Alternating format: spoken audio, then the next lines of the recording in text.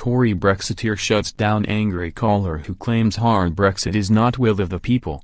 The prominent Brexiteer was grilled by LBC caller Ben who phoned to tell the Tory MP that Prime Minister Theresa May hasn't got the mandate to push for a so-called hard Brexit.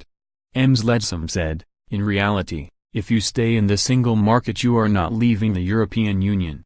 She added, "What the Prime Minister has made absolutely clear is that the will of the people that we leave the EU, and that means that we will leave the single market, the customs union, we will take back control." The LBC caller hit back and said, "Why is that the will of people? What right do you have to say that's the will of the people? You don't know why the Leave voters voted to leave." Ms Leadsom pointed out there was an overwhelming vote to leave the EU. She added, "What that means is leaving the single market, leaving the customs union." The Tory MP drew attention to the Remain campaign and said they made clear Britain would leave the single market and customs union if it votes for Brexit. She said, "It was absolutely clear during the run-up to the referendum on what was meant by that. People like David Cameron, Nick Clegg and George Osborne made very clear that leaving the EU meant leaving the single market, leaving the customs union, and that was very clear at the time."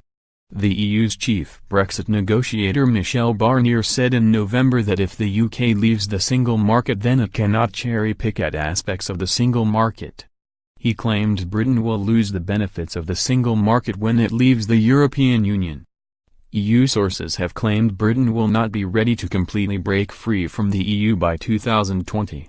Brexit Secretary David Davis has also faced criticism after agreeing a two-year transition period where Britain is effectively set to stay in the single market and customs union during the transition.